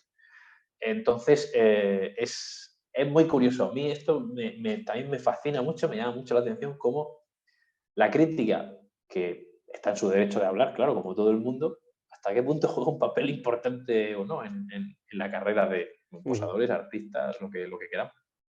Yo lo que veo es que en el mundo hispano el boxeo tiene bastante importancia o ha tenido bastante importancia como deporte en países como, bueno, pues has mencionado Argentina, por ejemplo, pero también Cuba, República Dominicana, Puerto Rico, etcétera. México Quizá mucho, también. México, por supuesto, quizá mucho más, o bueno, quizá no, sin duda, mucho más que en la propia España, ¿no? No sé si en esto me equivoco o no, pero me da la sensación de que hay países en Hispanoamérica donde el boxeo ha tenido mayor tradición que en España o que en otras partes de Europa, por ejemplo, ¿no? Pero si eso es así, ¿es por cercanía con los Estados Unidos o hay alguna razón sociológica, histórica, que pueda explicar por qué países como México, Cuba, por ejemplo, tengan tanta tradición boxística, ¿no? Yo creo que, a ver, esto sí que más, para mí se me hace más difícil responder a esto, pero yo creo que es un poco de una mezcla también de factores y la cercanía es una de ellos, Mm, es un asunto importante. Eh, y quizá esa diferencia, digamos, económica, que para un boxeador mexicano puede suponer pues, pelear en México y dice, no, es que me quiero ir a Estados Unidos porque mm, es el más allá. y por hablando en concreto de México, por ejemplo, y por la naturaleza, vamos a llamarlo así, del boxeador mexicano, que por tradición es fajador y aguerrido y tal, pues eso es lo que le gusta a la gente, ¿no? Entonces es como que se crea la simbiosis perfecta. Estados Unidos quiere boxeadores de ese tipo, que quizás ahí no se producen de esa manera, pues vamos a importarlos de México, que aquí hay buen dinero. Entonces se crea como una especie de sistema de granjas o de cantera, que yo creo que en muchos casos sí, es esa cercanía y esa mentalidad común, pero yo también creo que, honestamente, que es bastante azaroso. O sea, realmente creo que en Estados Unidos juegan mucho al béisbol más que al cricket por puro azar. De la misma manera que los neozelandeses son muy buenos jugando al rugby, pues vete tú a saber por qué. Porque lo heredaron y entonces hace 100 años, hace 120 años, cuando los All Blacks, que entonces no quizás se llamaban All Blacks, van a hacer esa gira famosa por Reino Unido y Francia, pues oye, es que quizá ahí surge la leyenda y entonces en Nueva Zelanda la gente dice, uy, pues voy a intentar a practicar el fútbol. O sea, ¿por qué el fútbol es famoso en España y en otros sitios, o sea, no más que otros deportes? Pues yo pienso que es un poco de azar, de que justo salen las personas o los atletas en el momento concreto y por lo que sea generan afición y está, o sea, el nivel de locura que vivió España cuando Fernando Alonso ganó el campeonato del mundo todavía se arrastra y hemos tenido más pilotos españoles en la Fórmula 1, pero ninguno a ese nivel de afición. Qué sé yo, Carolina Marín, también por hablar de España, en bádminton, pues ha puesto ese deporte en el mapa cuando antes de eso era muy Claro, minoritario. lo hizo Ballesteros con el golf, por ejemplo, también. Efectivamente. Entonces, son cosas que uno dice, bueno, pues quién sabe, igual de aquí a 100 años el bádminton, no lo sé, ¿no? Igual supera de aquí en popularidad a, qué sé yo, a otros deportes, el fútbol sala o el balonmano. Entonces, yo pienso que sí, hay un componente, digamos, social y de cercanía, pero yo también, honestamente, pienso que es relativamente azaroso hasta cierto punto. Vaya. En realidad yo te había convocado aquí para hablar de tu libro y de la intersección entre el boxeo y otras artes, pero creo que eso es algo que va a tener que quedar para otra ocasión, en el Sí, sentido pero no hay problema. de que quizá podríamos hacer un programa específico sobre Vamos ese a tema, hacerlo, sí. porque realmente la conversación sobre lo que es el boxeo, lo que significa para ti el boxeo y bueno, la evolución y la historia de este deporte me parece, pues por lo menos para una primera toma de contacto en el programa, todavía más interesante incluso que eso. Yo, una cosa que me parece curiosa es que el boxeo aparece en muchos lugares, ¿no? Aparece, por ejemplo, en las expresiones lingüísticas inglesas. Hay muchísimas de ellas que tienen que ver con el boxeo. Incluso en español se dice que algo tiene mucho punch, ¿no? Y tiene que ver también con el boxeo. Pero quiero decir que en inglés hay muchísimas expresiones que vienen de ese deporte e incluso hay otras que vienen de deportes como el cricket que se utilizan en Estados Unidos donde el cricket no ha tenido ninguna importancia históricamente. Pero después veo el boxeo, por ejemplo, en lugares que me parecen curiosísimos, porque, por ejemplo, cuando Elvis Presley hace su comeback, su vuelta a los escenarios en 1968 en un programa especial para la NBC de Navidad, en el que vuelve, se viste de negro y canta rock and roll del bueno, pues lo hace en un cuadrilátero, con público por todos los lados, con lo cual es el rey del rock and roll sobre un cuadrilátero, aunque no había cuerdas ni nada, pero ese imaginario está allí. Y después Frank Sinatra en el main event, ya desde el título, The Main Event, pues evidentemente es Sinatra en el Madison Square Garden de Nueva York, también en un cuadrilátero, con público alrededor del escenario y con nada más y nada menos que Howard Cosell, el gran periodista de boxeo y de otros deportes, el hombre que dijo por primera vez en la televisión estadounidense que John Lennon había sido asesinado en diciembre de 1980. Bueno, pues también aquí vemos ecos del boxeo. Y después, pues también, por supuesto, en el cine y en la literatura. No sé si esto es algo que te ocurre a ti, si de repente encuentras el boxeo en un lugar en el que no te esperabas que iba a aparecer. Sí, sí, la verdad que sí, daría para otro, para otro programa, pero bueno, te cojo el guante, sí, Ahí vamos a hacer está, ahí otro está. más, vamos a hacer otro, efectivamente, bueno, vamos a hacer otro más específico, la verdad que sí, pero sí, yo también lo veo en muchos sitios y hombre, yo quizá lo tengo más cercano porque pues me gusta y lo sigo y tal, ¿no? Pero es verdad que mis amigos, cuando les hablo de, qué sé yo, vamos a hablar del tema de Tyson y tal, pues todo el mundo lo asocia a ese alter ego de Tyson que aparece en Los Simpsons, que es un tal Dredrick Tatum, me parece que se llama el boxeador. Sí que aparece Donkey como Donkey. O sea, hasta en ese tipo de cosillas de la cultura popular, vamos a decir, el boxeo está aquí y allá. Y a la gente le puedes preguntar, la gente en general le suele gustar la película de Cinder en la mano, las películas de Rocky. La ha visto gente que no le interesa el boxeo y gente fanatiquísima. Conozco a mí, hay gente que no me gustan, entre comillas, tanto que las he disfrutado, pero me he visto 4 o así. No las he visto todas. Y a mí me gustan, pero hay gente verdadera, vamos, obsesionada con esas películas que luego el boxeo no le dice nada. Yo más que, sí, o sea, yo lo veo en muchas partes y lo que sí que veo son, en mi día a día, muchos momentos en los que sacar aprendizajes o lecciones como los que estábamos hablando antes, ¿no? De esos sacrificios o de esas, pues sí, actuaciones, ¿no? O actos, mejor que actuaciones, actos de algunos boxeadores que dicen, joder, mira este tío lo que hizo en esta circunstancia, o mira esto que dijo, o que no dijo en esta circunstancia. Y me parece muy, pues eso, lecciones de vida valiosas, vamos a llamarlo así. Pues para ir abriendo boca un poco sobre un posible programa futuro en el que hablemos específicamente acerca de libros, acerca de cine que tenga que ver con el boxeo, en esa intersección entre el boxeo y las diferentes artes, pues me gustaría que para terminar pues Sí. hablases o mencionases un par de libros que te parecen, además del tuyo por supuesto, que te parecen Bueno, absolutamente... Sí, y yo creo que el tuyo hay que mostrarlo una vez más a cámara para venga, que vamos a para que se mostrarlo. vea que está ahí. Venga, Combates para existe. la historia de Venga, Carlos buenas Pérez Zamora. ilustraciones para hacer un poco más agradable la lectura. Y, bueno, pues ahí está.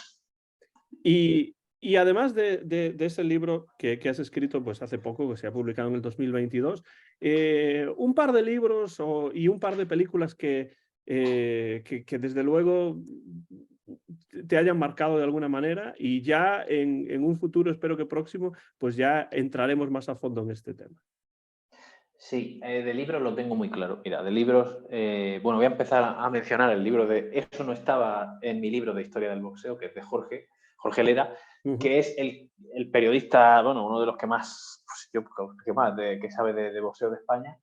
Y bueno, pues se ofreció, bueno, se ofreció, no, le ofrecí yo que escribiera el prólogo de mi libro y él se prestó voluntariamente, vamos, gratamente, vamos a decir, y la verdad que le estoy muy agradecido por eso. Y él también fue un poco la primera persona con la que contacté. La verdad que el tipo, pues yo qué sé, la agenda, pues no es que, quiero decirte que él tendrá su vida, pero yo me acuerdo que le contacté y le dije, oye, podemos quedar a tomar un café que me quiero comentar un proyecto. Y bueno, pues le dije, tengo la idea de escribir este libro. Yo esperaba que él me dijera, yo que me he leído 80.000 libros de boxeo, ese libro ya existe chaval, olvídate, o sea, no.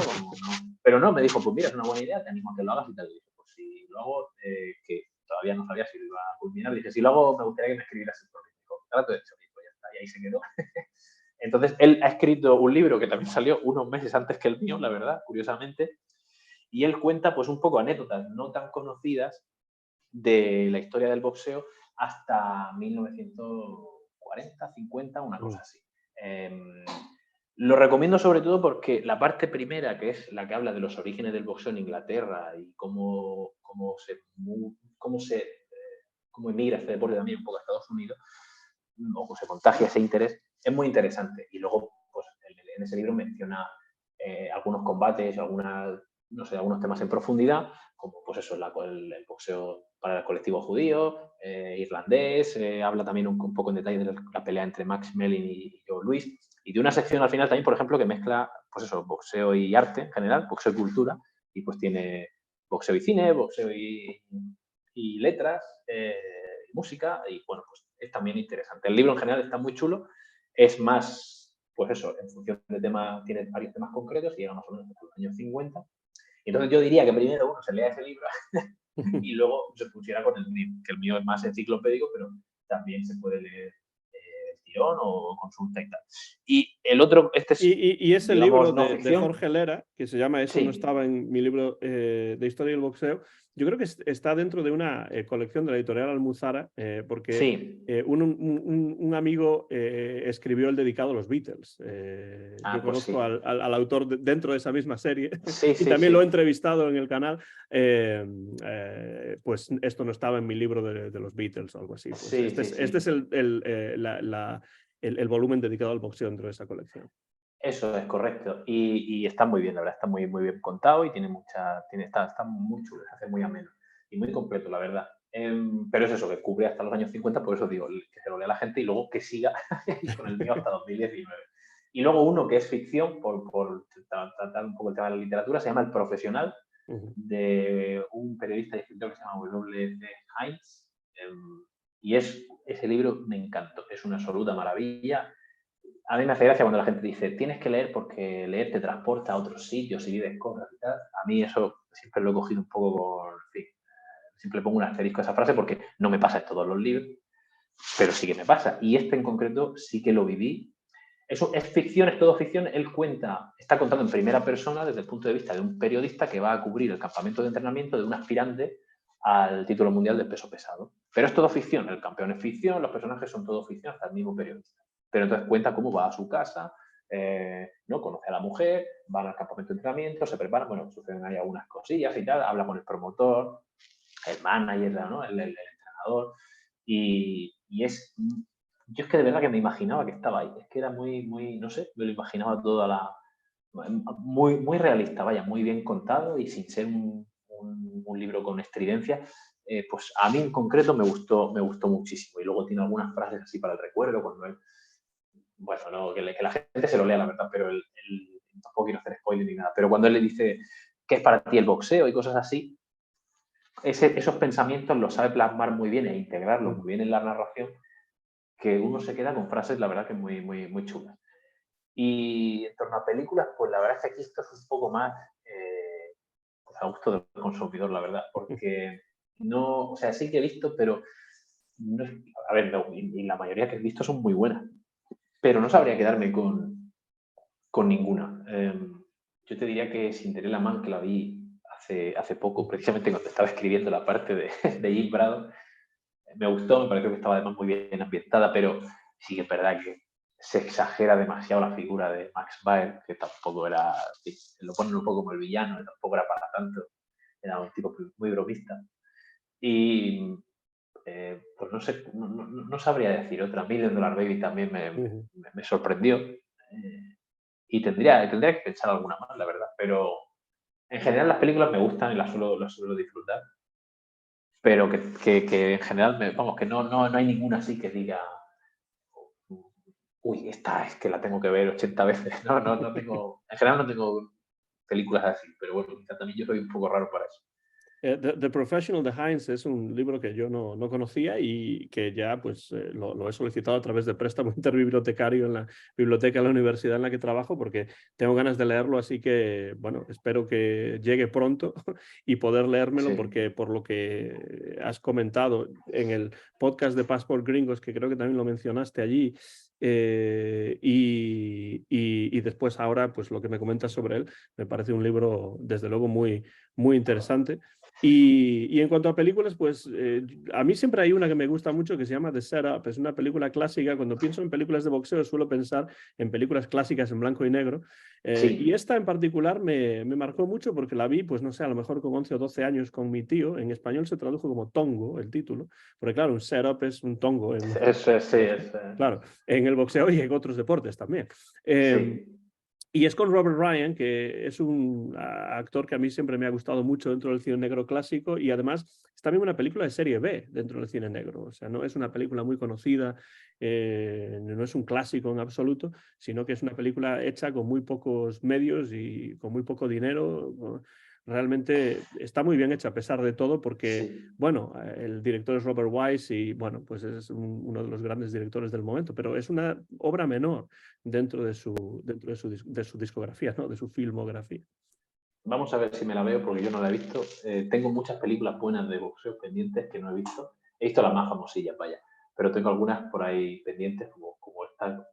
Y revisando un poco o sea, sí que es verdad que me acabo de acordar que que me acuerdo que quería comentarlo también, pero bueno, lo podemos comentar con más profundidad en la próxima, en ese otro programa, por ir cerrando, vaya, que tampoco me quiero alargar mucho, pero bueno, es verdad que la película del Padrino, no sé ahora mismo si en las dos o solo en una, aparece de vez en cuando aparece el café de Jack Dempsey. Jack Dempsey cuando se retira monta un restaurante en Nueva York y no lo mencionan demasiado en la película, pero claro, es lo que decías antes, ¿no? Pero el boxeo en sitios donde no lo espero. Pues viendo la película, además la vimos hace poco con mi mujer, y de repente dije, un momento, que tengo que parar la película, y dice, ahí pone café de Jack Dempsey, y lo mencionan y tal, y dije, anda, claro, pues sí, y entonces, pues sí que yo sabía que alguien había montado una cafetería, un restaurante, ¿vale?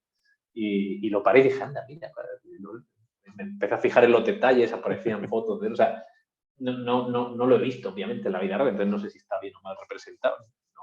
en la película, pero me llamó mucho la atención, dije, anda, mira, este es el café de Dempsey. Y bueno, sí, bueno, no me quiero alargar más, pues ya está bien. No, creo que me dejo más. algunos de los grandes del show business de la época, Sinatra, Dean Martin, etcétera, pues solían ir a ese café de Jack Dempsey, con lo cual está bien traído que aparezca en ese momento porque contemporáneamente tenía sentido. Sí, totalmente.